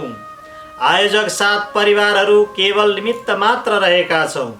यहाँहरू सबैको कार्यक्रम हो भन्ने मनोविचार राखिदिनु हुन आह्वान गर्दै यहाँहरूलाई सदा सम्मान व्यक्त गर्न चाहन्छौँ।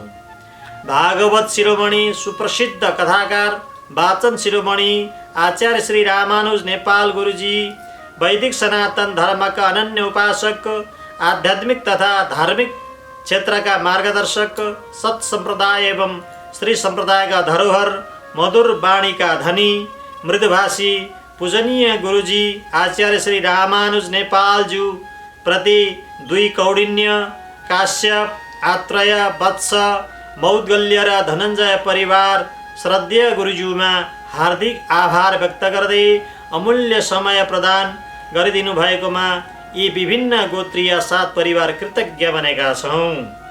माननीय गुरुज्यूको सुझावलाई सहर्ष स्वीकार गर्दै षट गोत्रीय सात परिवारमा अधिकारीले राखेको फलदायी प्रस्तावप्रति सहजै स्वीकार गर्नुहुँदै आफ्ना पितृगणलाई श्रीमद् भागवतका महान वाणीहरू श्रवण गराउने सुनौलो सुसमय प्राप्त गर्नु भएकोमा उल्लिखित परिवारलाई हृदयतः धन्यवाद ज्ञापन गर्दै आफ्ना वैकुण्ठवासी पितृहरूको फोटोसहित परम श्रद्धेय आचार्य पूर्वाचार्यहरूको चित्रपट राख्दै नेपाल भूमि स्थानीय तहका पवित्र तीर्थस्थल मठ मन्दिरहरूको दृश्य तस्बिर समावेश गराउने र आफूसहित परिवारजनको पनि फोटो राखेर निर्माण हुन गइरहेको श्रीमद् भागवत मूलपाठ पारायण भिडियो युट्युब मार्फत ऐतिहासिक एवं तथ्यपर रहने वा रहेको सुविचार व्यक्त गर्न चाहन्छु।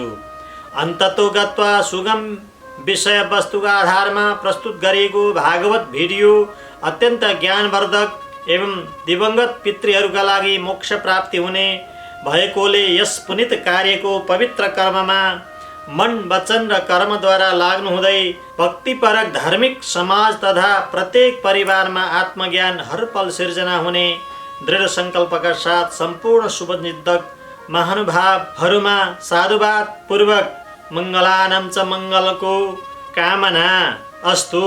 पुनश्च आदरणीय गुरुजी डाक्टर श्री रघुनाथ नेपालज्यूको हामी 7 परिवार माधव दामोदरी अधिकारी, मुकुन्द देवकी थापा, राधाकृष्ण गुरागाई, सुदर्शन नारायणी आचार्य, भागवत भागवती दाहाल, नारायण पवित्र देवी कोइराला र डेक देवीका आचार्य परिवारहरूलाई विशेष रूपमा जानी बक्सिएको हुनाले यो पाठ पारायण भिडियो निर्माणमा श्रद्धेय गुरुजीको अहम भूमिका एवं पूर्ण निर्देशन रहेको तथ्य पनि पुष्टि गर्न चाहन्छु।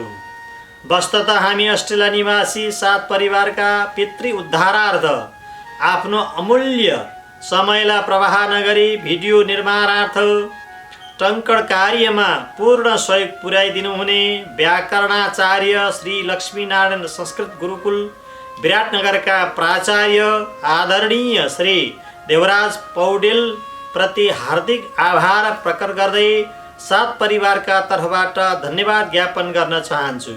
साथै प्राविधिक क्षेत्रमा र दिन नभनिकन आफ्नै कार्य सम्झिदिनु भई विशेष योगदान प्रदान गर्नुहुने सुप्रसिद्ध टेलिभिजन विराटनगरका प्राविधिज्ञ श्री पुरुषोत्तम उपनाम सरस कटेललाई उहाँलाई जति धन्यवाद दिए तापनि कमै हुनेछ। अपितु सरस कटेलज्यूलाई भोरी भोरी धन्यवाद ज्ञापन गर्न चाहन्छु। एवं साङ्गीतिक क्षेत्रदेखि लिएर प्रस्तुत विषयमा भाग लिनुभई सहयोग पुर्याइदिनु हुने महानुभावहरूमा पनि धन्यवाद ज्ञापन गर्न चाहन्छु। अन्त्यमा कुनै पनि वस्तु विशेषमा अभाव नपुर्याई आफ्नो सेवाभाव कैङ्कर्यमा लागि पर्नु भई आवश्यक कार्यलाई तन मन वचन र कर्मले सहयोग पुर्याइदिनु हुने गुरुज्यूका माता पिता एवं गुरुमाता सहित सपरिवार प्रति धन्यवादका साथ साष्टाङ्ग दण्डवत अर्पण गर्न चाहन्छु। जय जय श्रीमन्नारायण भवतु मङ्गलम अस्तु।